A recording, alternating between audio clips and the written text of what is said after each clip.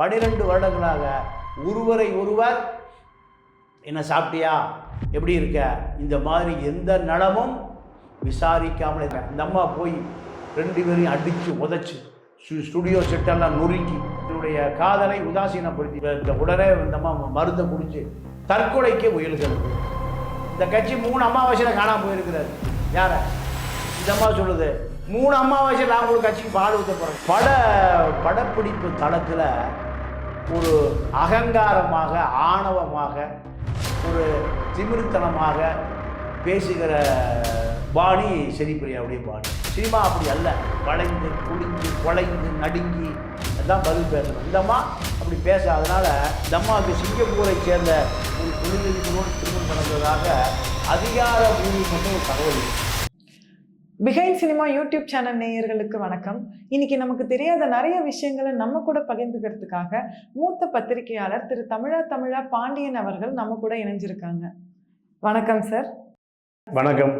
தமிழ் சினிமாவின் 70-80 காலகட்டங்களில் முன்னணி நடிகையாக வலம் வந்தவங்க தான் நடிகை ஸ்ரீபிரியா அவர்கள். கிட்டத்தட்ட தமிழ் சினிமாவில் 300 படங்களுக்கு மேலே நடிச்சிருக்காங்க. ஸ்ரீபிரியா அவர்களுடைய திரையுலக பயணம் எங்கே தொடங்கியது என்று எங்களுடன் கொஞ்சம் பகிர்ந்துக்க முடியுமா சார்? இல்லை, ஸ்ரீபிரியா அவனுடைய இயற்கையான பெயர் அலமேலு. அலமேலு உடைய குடும்பம் ஒரு இசை குடும்பம். அப்பா, அம்மா, மாமா, சித்தப்பா, பெரியப்பா அத்தனை பேரும், ஒருவர் டான்ஸ் மாஸ்டர், அம்மா நடன இயக்குனர், அப்பா, அம்மா, மாமா நாதஸ்வர வித்வான். இப்படி ஒரு இசை குடும்பத்திலிருந்து தான் இந்த அலமேலு என்கின்ற ஸ்ரீபிரியா தமிழ் திரைப்பட உலகத்திற்கு கிடைத்திருக்கிறார். இதில் என்ன விஷயம்னா,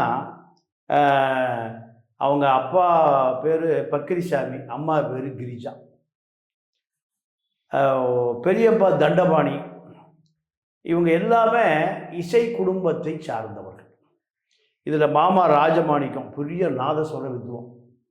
பூர்வீகம் அந்த கும்பகோணத்து பக்கம் தான் சொல்கிறாங்க, எல்லாம் தஞ்சாவூர் பக்கம்தான். அப்போது இந்த அம்மா சென்னையில் தான் பிறந்து வளருது. சச்சுப்பார்க்கு கான்வெண்ட்டில் படிக்குது.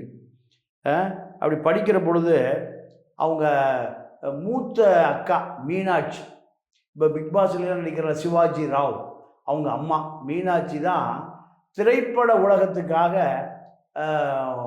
அந்த அம்மாவுக்கு தான் மேக்கப் டெஸ்ட் எடுக்கிறாங்க. ஸ்ரீபிரியா பள்ளிக்கூடத்துக்கு போயிட்டுருக்கு, அலமேலு பள்ளிக்கூடத்துக்கு போயிட்டுருக்கு. சினிமாவில் நடிக்க வைப்பதற்காக யாரை தயார் பண்ணுறாங்க? அலமேலு என்ற ஸ்ரீபிரியாவுடைய அக்கா மீனாட்சியை. அப்போ ஒரு பெரிய புகைப்பட கலைஞர் நாகராஜ் ராவ், அவர் தான் ரொம்ப ராசியான புகைப்பட கலைஞர். அவர் தான் ஃபோட்டோ ஷூட் எடுக்கிறார். யாரை? மீனாட்சியை, ஸ்ரீபிரியாவுடைய அக்காவை ஃபோட்டோ ஷூட் எடுத்து அந்த மீனாட்சியை ஒரு திரைப்பட நடிக்க வைப்பதற்காக பல ஸ்டுடியோக்களில் அந்த படங்களை கொடுக்குறார். அப்படி கொடுக்குற பொழுது, ஃபோட்டோ ஷூட் எடுக்கிற பொழுது ஸ்ரீபிரியாவையும் ஃபோட்டோ எடுக்கிறார். அலமேலு என்ற சர்ச் பார்க்கு மாணவியான ஸ்ரீபிரியாவையும் ஃபோட்டோ ஷூட் எடுக்கிறாரு. அப்போது ஸ்ரீபிரியாவை பார்த்த தயாரிப்பாளர்கள் என்ன பண்ணுறாங்கன்னா, இந்த பொண்ணு படம் நல்லா இருக்க, இந்த பொண்ணு நடிக்குமா? இப்படி மீனாட்சிக்காக குடும்பம் திரைப்படத்திற்காக முயற்சி செய்கிற பொழுது அந்த வாய்ப்பு அலமேலுக்கு வருது. அலமேலுக்கு வந்து அலமேலுடைய பெயர் ஸ்ரீபிரியாவாக மாறுகிறது. இதுதான் அலமேலு ஸ்ரீபிரியாவாக மாறிய கதை. இப்போ முதல் படம் டைரக்டர் பி மாதவன், பெரிய டைரக்டர், எம்ஜிஆர் வச்சு சிவாஜி வச்செல்லாம் படம் எடுத்தவர்.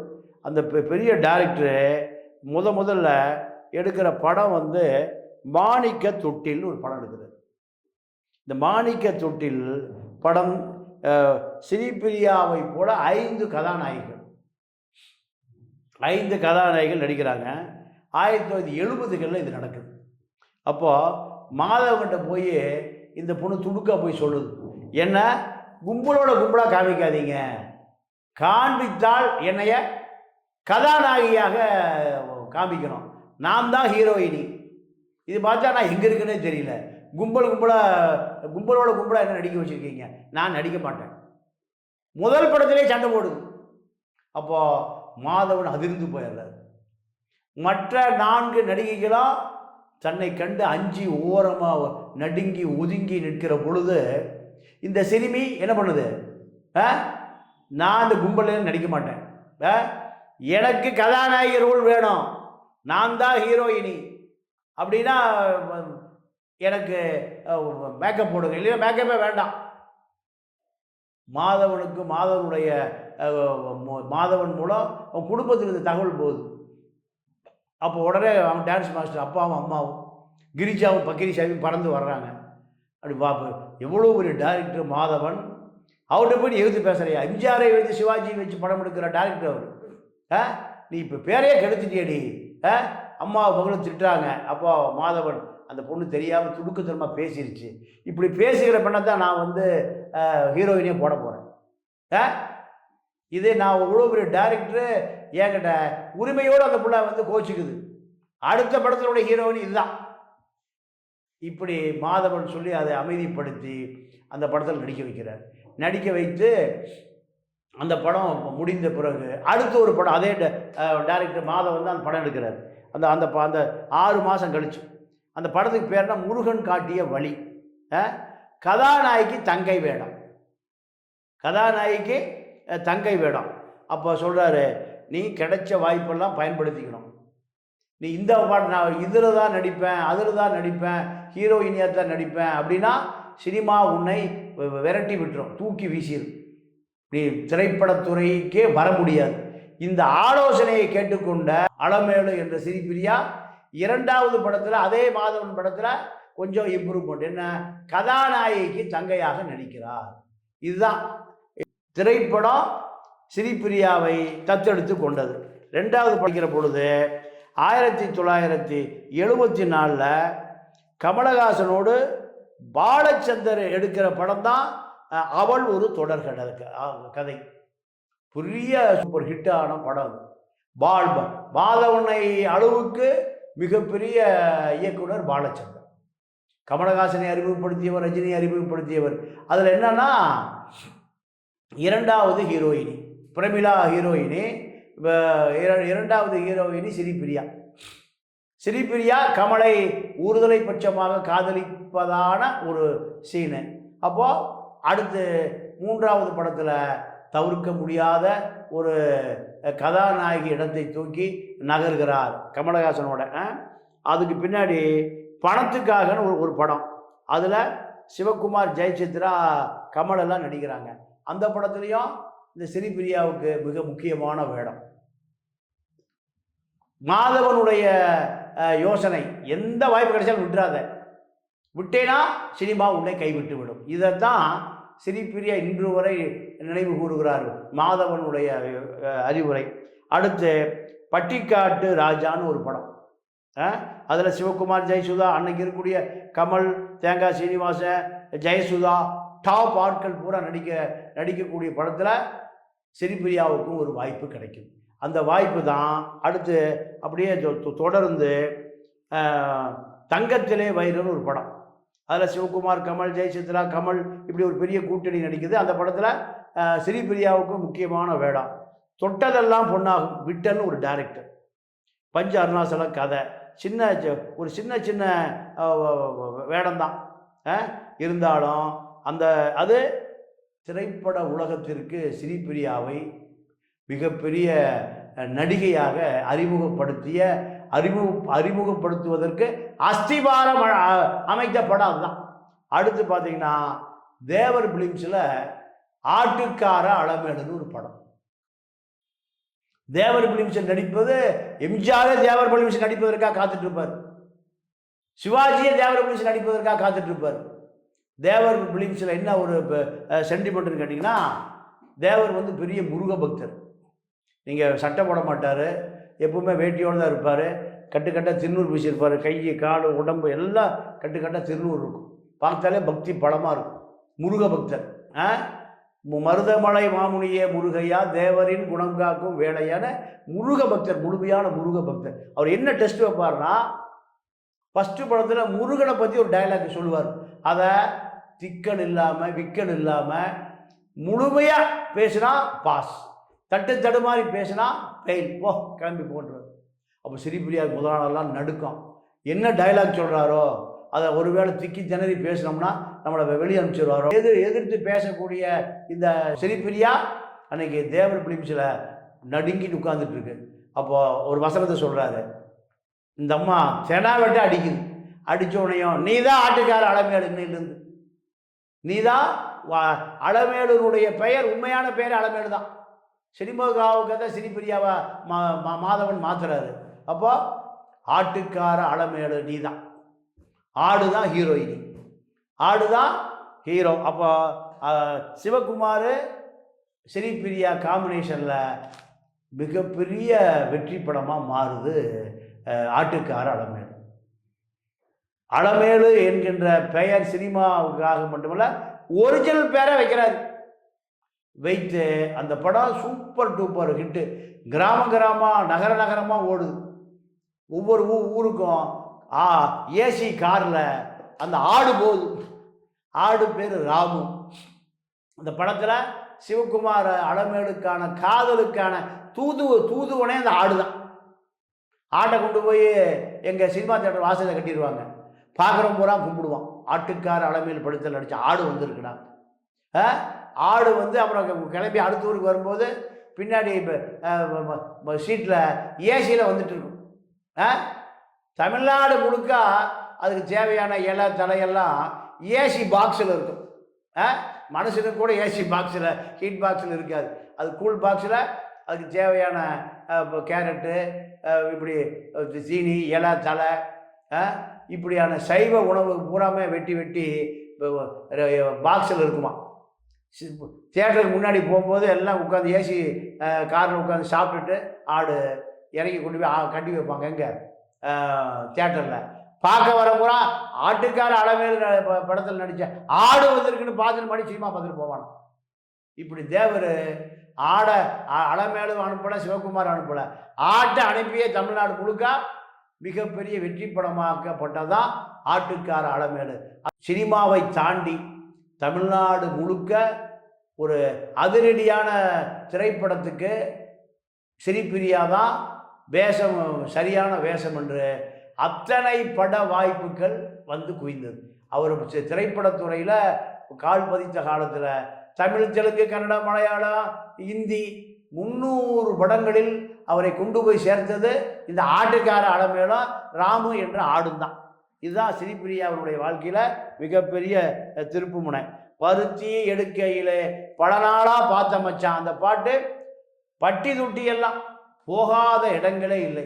ஒரு ஆணையோ ஒரு பெண்ணையோ ஒரு காதலர்கள் கிராமத்தில் பாடும்போது பருத்தி எடுக்கையிலே பல நாளாக பார்த்த மச்சான் அந்த பாட்டு தான் பாடித்தான் பெண்களை வசியம் பண்ணுவது. அந்த அளவுக்கு ஆட்டுக்கார அலமேலுடைய படம் மிகப்பெரிய சூப்பர் டூப்பர் ஹிட். அதே போல் தேவரை பொறுத்த வரைக்கும் அடுத்த படம் எம்ஜிஆரை வைத்து மாட்டுக்கார வேலைன்னு படம் எடுத்தார். அதுதான் தேவர் பிலிம்ஸு. அந்த காலத்திலே பல லட்சக்கணக்கான ரூபாய் பொருளீட்டிய படம். ஸ்ரீபிரியா வச்சு ஆட்டுக்கார அலமேலு. மாட்டுக்கார வேலையையும் தேவர் பிலிம்ஸ் மறக்க முடியாது, ஆட்டுக்கார அலமேலையும் மறக்க முடியாத அளவுக்கு மிகப்பெரிய வரலாறு படைத்தது. ஆனால் இதில் ஒரு பெரிய சோகம் என்னன்னா, சிவகுமாரும் ஸ்ரீபிரியாவுமான ஜோடி படப்பிடிப்பு தளத்தில் ஒரு அகங்காரமாக, ஆணவமாக, ஒரு திமிருத்தனமாக பேசுகிற பாணி ஸ்ரீபிரியாவுடைய பாணி. யாரையுமே அந்த அம்மா சாதாரணமாக எடுத்தெறிஞ்சு தான் பேசுவான். கேட்ட கேள்விக்கு பதில் அவ்வளோதான். சினிமா அப்படி அல்ல. வளைந்து குளிந்து குலைந்து நடுங்கி அதான் பதில் பேசணும். இந்த அம்மா அப்படி பேசாதனால 2 பேரும் 12 படங்களில் ஒன்றாக நடித்தார்களாம். 2 பேர் யார்? சிவகுமாரும் ஸ்ரீபிரியாவும் 12 படங்களில் ஒரு வார்த்தை கூட பேசிக் கொள்வதில்லை. வசனத்தை அந்த அம்மா ஒப்பிக்கும், இவர் வசனத்தை பேசுவார், என்ன டைலாகோ அது மட்டும்தான் இருக்குமே தவிர 12 வருடங்களாக ஒருவரை ஒருவர் என்ன சாப்பிட்டியா, எப்படி இருக்க, இந்த மாதிரி எந்த நலமும் விசாரிக்காமல் எத்தனை படம் நடிக்கிறாங்க? 12 படங்களில் இன்று வரை சினிமா திரையுலகத்தில் இருந்த ரோசமா ஸ்ரீபிரியா சிவகுமாரை போல இருக்கணும் ஐயா. அவரும் பேசுறதில்ல, இந்த அம்மா பேசுறதில்ல. எத்தனை படத்துக்கு? 12. ஒரு படம் ஒரு வருஷம் எடுத்தால 6 மாதம் எடுத்தால 6 வருஷம் ஆகும். ஒரு வருஷம் எடுத்தால் 12 வருஷம் ஆகும்.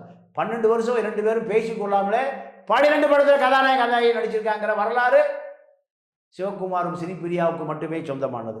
இப்போ அதே போல் ஸ்ரீபிரியாவை பொறுத்த வரைக்கும் கம்பீரமாக இருப்பாங்க, அகம்பாகம், வருத்தம், இந்த விஷயங்களில் தன்னை ஈடுபடுத்தி கொள்ள மாட்டான். எப்பவுமே படப்பிடிப்பு தளத்தில் கலகலன்னு இருக்கக்கூடிய ஒரு குணச்சித்திரம் தான், ஒரு கேரக்டர் தான் ஸ்ரீபிரியா. அதனால் ஸ்ரீபிரியா இருந்தாலே அந்த இடம் களை கட்டி இருக்குன்னு சொல்லுவாங்க. ராதிகாவும் ஸ்ரீபிரியாவும் நெருங்கிய தோழிகள். ஒரு முறை ராதிகா குடும்பத்தில் ஏதோ ஒரு சோகமான விஷயம். அப்போ அதை விசாரிக்க சிவகுமார் போகும்போது அங்கே ஸ்ரீபிரியாவை பார்க்குறாரு. ஸ்ரீபிரியாவை பார்த்த பிறகு எப்படிமா இருக்க, ராதிகா எப்படி இருக்கு, பார்த்துக்குமா, இப்படி தான் சிவகுமார் படப்பிடி தளத்தில் சொல்கிறார். அதன் பிறகு தான் ஓரிரு வார்த்தைகள் பேச ஆரம்பித்தார்கள் என்று திரைப்பட வரலாறு பதிவு செஞ்சு வச்சுருக்கு. அதுக்கு பிறகு நீங்கள் ஸ்ரீபிரியா எம்ஜிஆர், சிவாஜி, ரஜினி, கமல், சிவகுமார், ஜெய்சங்கர், கார்த்தி, பிரபு, இப்படி எல்லா உச்சகட்ட நடிகர்களோடும் நடிப்பதற்கான வாய்ப்பு. ஏன்னா கிளாமர் நடிப்பு, சண்டை, இப்படி ஒரு சீரியஸான நடிகையாக பார்க்கப்பட்டவர் ஸ்ரீபிரியா.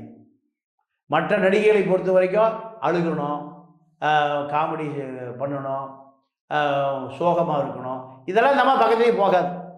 இந்த அம்மாவுக்கு பக்கத்துலேயே போகாது.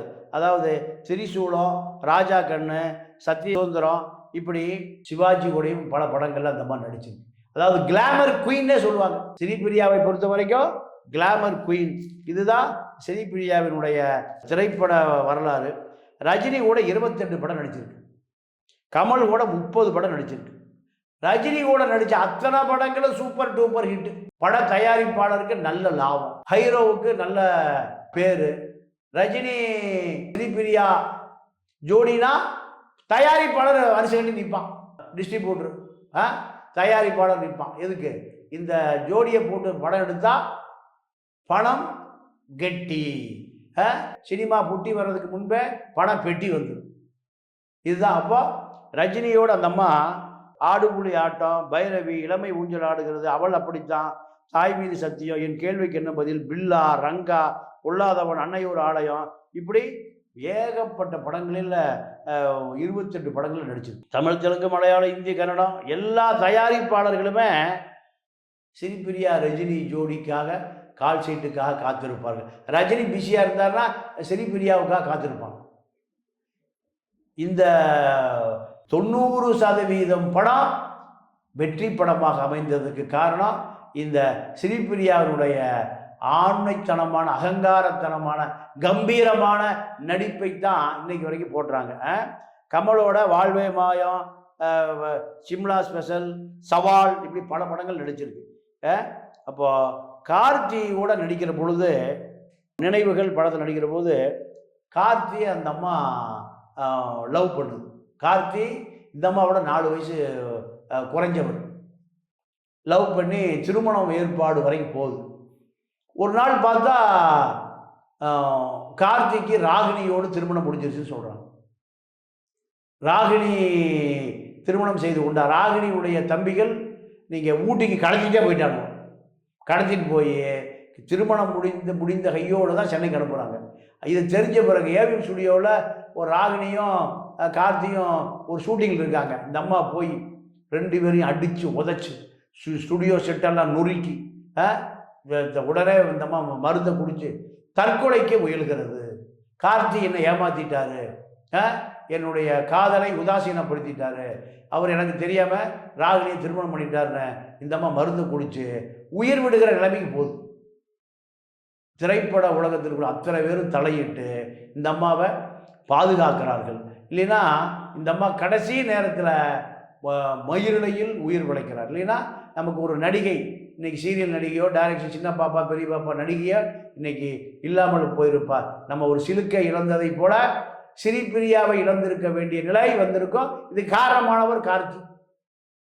திரைப்பட உலகம் பூரா கார்த்திக் விட்ட சாபம் நீங்கள் சொல்லி மாளாது. 1982 இந்த அம்மாவுக்கு சிங்கப்பூரை சேர்ந்த ஒரு தொழிலதிபரோடு திருமணம் நடந்ததாக அதிகாரபூர்வம் மட்டும் ஒரு தகவல் இருக்குது.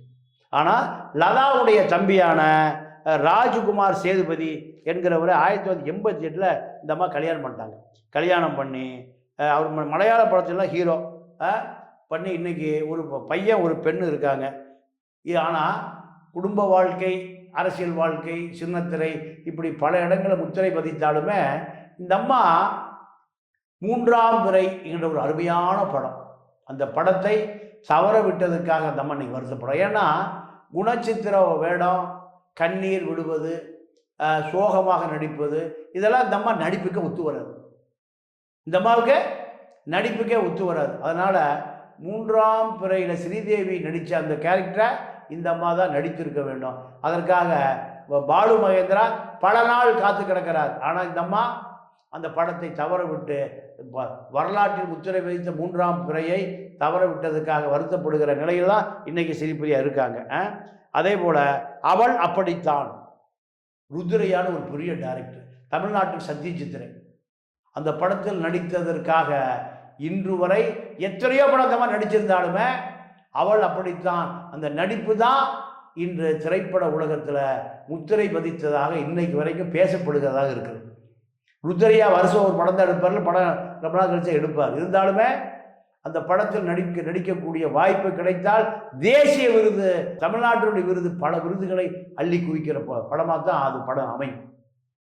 ஸ்ரீபிரியாவுடைய அத்தனை படங்களுக்கும் நீங்கள் வைர கிரீடம் வைத்ததை போல அவள் அப்படித்தான் ருத்ரையா டைரக்ஷனில் மீண்டும் ஒரு படம் வருமா என்று பல நடிகர்கள் ஏங்கிக் கொண்டிருக்கக்கூடிய நிலையில் ஸ்ரீபிரியாவுக்கு அந்த வாய்ப்பு வந்து இன்று வரை ஸ்ரீபிரியாவுடைய புகழை நிலைநிறுத்தி இருக்கக்கூடியது எதுன்னு கேட்டிங்கன்னா அந்த ருத்ரையா படம் தான். அதாவது வாய்ப்பு குறைந்தது. அப்போ அந்த அம்மா எங்கே போயிடுச்சுன்னா டைரக்ஷன் துறைக்கு போயிடுச்சு, இயக்குனராக போயிடுச்சு. இயக்குனராக போன பிறகு சாந்தி முகூர்த்தம்னு ஒரு படம் டைரக்ஷன் பண்ணுது. சாந்தி முகூர்த்த படம் பெரிய அளவில், அதாவது பெண் அவேர்னஸ், பெண்கள் எப்படியெல்லாம் பாதிக்கப்படுகிறார்கள், பெண்கள் எப்படியெல்லாம் அந்த சமூகத்தில் வஞ்சிக்கப்படுகிறார்கள், இந்த படம் தான் சாந்தி முகூர்த்தம் படம். அந்த படம் ஸ்ரீபிரியாவுக்கு ஒரு பெரிய புகழை தேடி தந்தது. அடுத்து பார்த்திங்கன்னா எங்கள் ஊர் ஆட்டக்காரன் அந்த மாதிரி டைரக்ஷன் பண்ண படம். நீங்கள் சாந்தி முகூர்த்தம் பெருசாக போகலைன்னா கூட ஸ்ரீபிரியா இயக்குனராக திரைப்பட உலகத்துக்கு அறிமுகப்படுத்திய படம் தான். அதே போல் எங்கள் ஊர் ஆட்டக்காரன், ஆமாம் எங்கள் ஊர் ஆட்டக்காரன். அதுக்கு அடுத்து நாசினின்னு ஒரு படம் டைரக்ட் பண்ணுது 1992. நானே ஒருவன் ஒரு படம் டைரக்ஷன் பண்ணுது. அப்போ தொடர்ந்து பெண் இயக்குநர்கள் திரைப்பட துறையிலே இல்லை.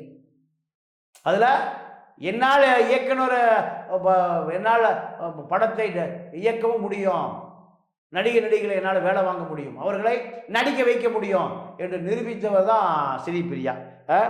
ராதிகாவும் ஸ்ரீபிரியா எல்லாம் சேர்ந்து ரகுமான் ஹீரோ ஒரு படம் எடுக்கிறாங்க, அதுவும் நல்லா போகுது. அடுத்து மலையாளத்தில் ரீமேக் பண்ண படம் மாலினி 22 பாளையங்கோட்டைன்னு ஒரு படம், அதே அந்த அம்மா டைரக்ட் பண்ணுது. அடுத்து மலையாளத்தில் திரிஷம்னு ஒரு படம், சூப்பர் டூப்பர் ஹிட்டு படம். அந்த படம் தான் தெலுங்கில் அந்த அம்மா டைரக்ஷன் பண்ணுது. அந்த படம் அதுதான் தமிழில் வந்த பாபநாசம் படம். கமலை வச்சு தயாரிக்குது. தெலுங்கில் டைரக்ஷன் பண்ணுது, தமிழில் தயாரிக்குது. ஏன்னா தமிழில் கமலா வச்சு டைரக்ஷன் பண்ண முடியாது. அது டைரக்ஷன் பண்ணுறதுக்கு இனி ஒரு ஆள் பிறந்து வரணும், அவனே விட்டுட்டு ஓடி போயிடணும். அப்போது பாபநாசம் படம் ஸ்ரீபிரியாவுடைய தயாரிப்பு. அதற்கு பிறகு நீங்கள் சீரியலில் நம்ம கவனம் திரும்பும். மறக்க முடியுமா, விக்ரமாதித்தன், சின்ன பாப்பா பெரிய பாப்பா, இப்படி பல படங்களை அந்தம்மா சின்ன படம் எல்லாமே சீரியல் படம். இதே போல் இம்சை அரசியல் இது சீரியல் படமாக இருந்தாலும் இம்சை அரசனை போல இம்சை அரசியல். அப்போது சின்னத்திரையிலும் என்னால் சாதிக்க முடியும் என்று சொன்னதான் ஸ்ரீபிரியாவினுடைய இது. அதே போல் டப்பிங் ஆர்டிஸ்டாகவும் அந்த அம்மா இருந்திருக்கு. கடமை கண்ணியம் கட்டுப்பாடுங்கிற படத்துக்கு டப்பிங், கீதாவுக்கு டப்பிங்கு, ராதாவுக்கு டப்பிங்கு, இப்படி பல நடிகைகளுக்கு இந்த அம்மா டப்பிங்கும் பேசுது. அதாவது கலைஞர் கருணாநிதி இந்த அம்மாவுடைய குரலை பார்த்து சத்து புத்துன்னு தான் அந்த அம்மா முதல் படத்தில் தமிழ் பேசும். இப்போ தமிழ் இனிமையாக தமிழ் பேசுகிற அளவுக்கு வளர்ந்துருக்கா? படத்தை பார்த்து கருணாநிதி கேட்குறாரு, யாருடைய குரலையா அது? இனிமையான குரலாக இருக்குது, ஸ்ரீபிரியா குரல் பரவாயில்லையே. முதல் படத்தை மாதவன் படத்தில் வரும்போதெல்லாம் தமிழே பேச தெரியாது. இப்போ டப்பிங் போகிற அளவுக்குன்னு கலைஞரால் பாராட்டப்பட்டவர் ஸ்ரீபிரியா. ராஜாதி ராஜா படத்தில் ராதாவுக்கு அந்த அம்மா டப்பிங், சுந்தர்ராஜா டைரக்ஷனு. இதயம்னு ஒரு படம், முரளி ஹீரா நடிக்கிறாங்க, முன்னாள் அஜித்தினுடைய காதலி, அதுக்கு டப்பிங்கு. அலைபாயுதே ஜெயசுதாவுக்கு அந்த அம்மா தான் டப்பிங். ராதா கீதா ஜெயசுதா எல்லாத்துக்குமே. அப்போது டப்பிங் ஆர்டிஸ்டாகவும் முத்திரை வைத்திருக்கிறார். அப்புறம் கடைசியாக கமல் கட்சியில் அந்த அம்மா வந்து சேருது. மயிலாப்பூர் எம்எல்ஏ கேண்டிடேட், கமல் கட்சியினுடைய செய்தி தொடர்பாளர், அதிமுகனுடைய முன்னாள் அமைச்சர், அப்போ அமைச்சராக இருந்தார். இந்த கட்சி 3 அமாவாசையில் காணாமல் போயிருக்கிறார். யாரை? கமல் கட்சியை. யாரும் பேசுறதுக்கு பயப்படுறாங்க. ஏன்னா ஆளுங்கட்சி எது?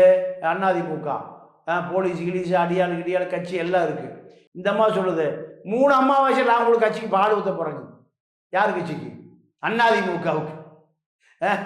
அப்போது 3 அமாவாசையில் கட்சி காணாமல் போகணும்னு சொன்ன ராஜேந்திர பாலாஜி அமைச்சருக்கு யார் பதில் சொல்கிறா?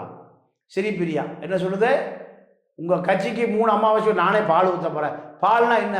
இறந்து போனவர்களுக்கு ஊற்றுவதான் பால். இப்படி மிக தைரியமான பெண்ணாக அரசியல் பண்ணுறாங்க. இதில் இன்னொரு விஷயம் என்னன்னு கேட்டிங்கன்னா, மயிலாப்பூர் எம்எல்ஏவாக தோல்வி அடைந்த பிறகு அரசியல் கட்சி நடத்துவதற்கு கமலுக்கு இன்றைக்கு உறுதுணையாக இருக்கக்கூடியது யாருன்னு கேட்டிங்கன்னா ஸ்ரீபிரியா தான். ஸ்ரீபிரியா நீங்கள் பிரபுவோடு நடிக்கிற பொழுது பிரபுவை லவ் பண்ணுகிறார்கள் என்ற செய்தியும் இருக்குது. பிரபுவுடைய அப்பா சிவாஜி அதை ஏற்றுக்கொள்ளவில்லை. பிரபு குஷ்புவை லவ் பண்ணி அதை ஏற்றுக்கல, ஸ்ரீபிரியாவை லவ் பண்ணுறார், அதை ஏற்றுக்கல. பெரிய சண்டை சச்சரவு குடும்பத்துக்குள்ள, அதனால் பிரிகிறார். இப்போ ஸ்ரீபிரியாவை பொறுத்தவரை கமல் கட்சியில் மக்கள் நீதி மையத்தில் பரபரப்பான அரசியல்வாதி. கமல் கட்சியை பொறுத்த வரைக்கும் இப்போ எல்லா ஆட்களும் இப்போ கட்சி விட்டு போயிட்டாங்க.